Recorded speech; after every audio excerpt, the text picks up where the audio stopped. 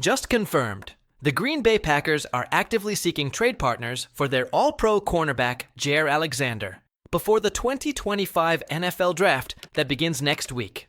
Exclusive sources connected to the franchise have revealed that negotiations are advanced with at least 3 NFL teams interested in the talented defender.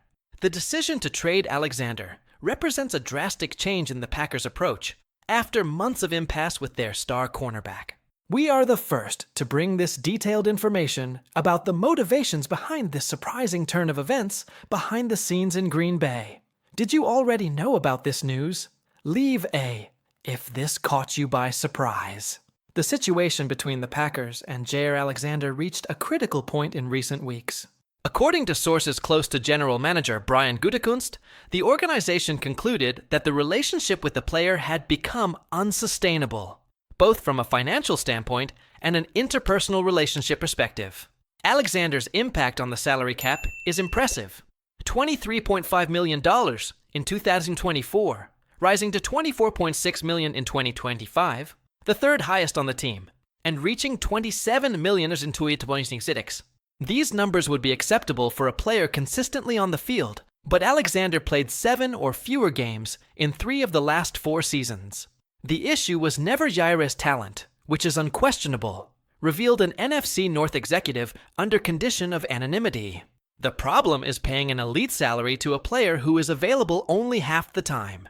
Early information indicates that the Packers expect to receive at least a 3rd-round pick as compensation, in addition to freeing up significant salary cap space to strengthen the roster in other positions of need. What do you think of this decision? Fair or controversial in the comments? The tension between Alexander and the Packers didn't come out of nowhere. It has deep roots that go back several seasons. In 2022, when he signed his 4-year, $84 million contract extension, Alexander briefly became the highest-paid cornerback in the NFL, a status he always considered appropriate for his talent. Alexander, selected in the first round of the 2018 draft, 18th overall pick, has always been known for his extreme confidence and flamboyant personality. Over the years, he has been involved in various controversial moments, including the infamous incident in December 2023, when he self-appointed himself team captain for the opening coin toss against the Detroit Lions, causing embarrassment for the organization. This assertive personality, which at times irritated the franchise, is paradoxically the same characteristic that transformed him into one of the most feared cornerbacks in the league. His ability to face the best receivers in football without hesitation earned him 2 Pro Bowl selections, 2020 and 2022, and All-Pro recognition in the 2020 season. At his peak, Alexander was able to neutralize names like Justin Jefferson, Jamar Chase, and Tyreek Hill. However, recurring injuries prevented him from maintaining this dominance consistently. Remember when Alexander faced and dominated the Vikings' Justin Jefferson in 2022, limiting him to just 14 yards? Comment if you witnessed that historic performance. The impact of Alexander's departure will be significant for the Packers' defense. When healthy, he was the elite cornerback who allowed players like Kyseian Nixon and Carrington Valentine to slide into more favorable matchups in the secondary.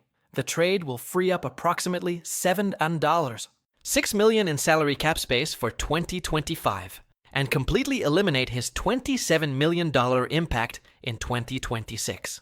This financial relief will give Green Bay flexibility to potentially extend contracts of key players like Jordan Love, as well as seek reinforcements via free agency after the draft. The Packers, who hold the 23rd pick in the first round of the 2025 draft, can now prioritize selecting a quality cornerback to replace Alexander. Analysts point out that names like Kool-Aid McKinstry, Alabama, Kamari Lassiter, Georgia, and Denzel Burke, Ohio State, would be in the team's considerations.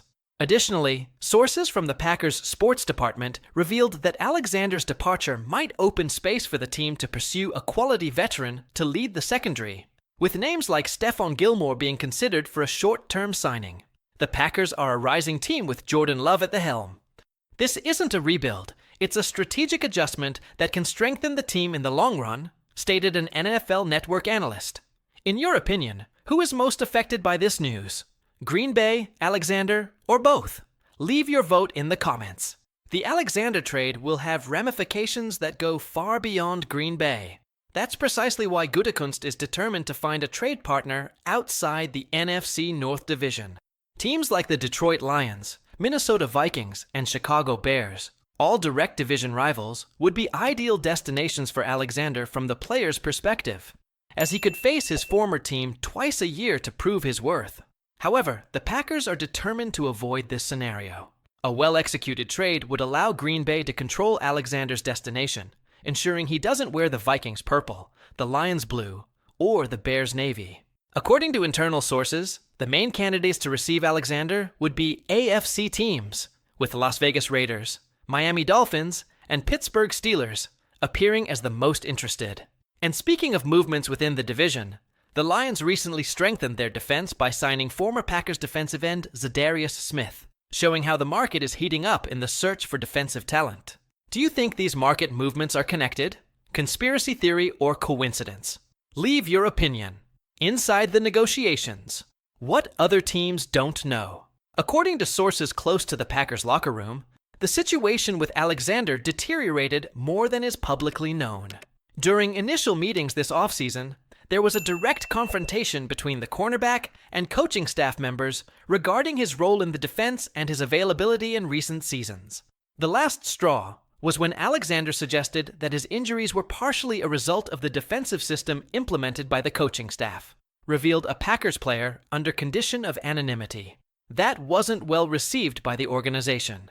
A little-known statistic: since signing his contract extension in 2022, Alexander has been on the field for only 38% of the Packers' defensive snaps, the lowest percentage among all NFL players, earning more than $20 million per season. Furthermore, internal Packers evaluation documents obtained by our team show that the organization was increasingly concerned about Alexander's recovery from his most recent injury. His physical evaluations from the beginning of the offseason raised red flags that were not publicly disclosed. Another complicating factor: according to sources close to the situation, Alexander refused a contract restructuring proposed by the Packers that would maintain his total value but redistribute the salary cap impact in a more favorable way for the team. This intransigence would have been decisive in the decision to seek trade partners. If this exclusive information was useful to you, leave A to support our journalism. The expectation is that Alexander's trade will be finalized in the coming days, likely before the start of the NFL Draft on April 24th. The Packers prefer to resolve this situation before fully focusing on selecting new talent. The local Green Bay press speculates that the official announcement could happen as early as this Friday, during Brian Gutekunst's pre-draft press conference. The Packers GM, known for his skill in difficult negotiations, as demonstrated in the trades of Aaron Rodgers and Davante Adams, is working behind the scenes to maximize the return for Alexander. For the cornerback, this change represents an opportunity for a fresh start. At 28 years old, Alexander is still in his athletic prime, and, if he can stay healthy, can reclaim his place among the league's best at his position. The Packers, meanwhile, will continue with their plan to build a sustainable contender around Jordan Love. The franchise has prioritized keeping its young core intact, recently extending Rashawn Gary's contract and focusing on developing talents like Lucas Van Ness, Quay Walker, and Carrington Valentine himself. This isn't just a 2025 decision, but a long-term strategy, stated a team executive. Sometimes you need to take one step back to take 2 steps forward. Want to be the first to know when this story evolves? Activate the bell and comment "Update" to receive priority notification. Regardless of how this saga ends, Jaire Alexander will leave a significant legacy in Green Bay. During his 7 years with the franchise, he recorded 10 interceptions, 74 passes defended, and was instrumental in several crucial moments, including the playoff victory against Seattle in 2019 and his dominant performance in the 2020 NFC Championship game. Alexander represented the Packers' transition from the Aaron Rodgers era to the Jordan Love era, being one of the few remaining players from the team that reached 2 consecutive conference finals in 2019 and 2020. Jaire is one of the most talented cornerbacks to ever wear the green and gold, commented Charles Woodson, Packers legend and Hall of Fame member, in a recent interview. Unfortunately, the business of football and injuries can complicate even the best situations. For the Packers, this move represents another example of the reload and recharge philosophy that has kept the franchise competitive for decades. Green Bay rarely keeps players beyond their perceived value, often preferring to part ways with talent 1 year too early rather than 1 year too late. However, this approach comes with risks. If Alexander manages to stay healthy with his new team and returns to All-Pro form, the Packers will face questions about their decision, especially if the secondary struggles in 2025. In summary, the imminent trade of Jaire Alexander represents a decisive moment for the Green Bay Packers. It significantly relieves pressure on the salary cap, freeing up $6 million in 2025 and eliminating $27 million in 2026. It resolves a relationship situation that was progressively deteriorating. It allows the Packers to control Alexander's destination, preventing him from going to a division rival. It creates the opportunity to add additional draft capital in a crucial year for roster development. It represents a bet on young talents like Carrington Valentine to take on greater responsibilities. As Brian Gutekunst said in his last interview, all our decisions are made with the goal of strengthening the Packers in the short and long term. Sometimes that means making difficult decisions about talented players. The Alexander trade is exactly that. A difficult decision about a talented player. A risky move that shows the Packers' commitment to building a sustainable contender instead of just maintaining the status quo. As the NFL draft approaches, this situation will continue to be closely monitored. And as always happens in football, only time will tell who really won this trade. What sports news would you like to see covered in detail in the next video? Leave your suggestion in the comments. This news will continue to be updated as new details emerge about the situation between Jaire Alexander and the Green Bay Packers. Stay tuned for the latest information on this case that promises to shake up the NFL market on the eve of the 2025 draft.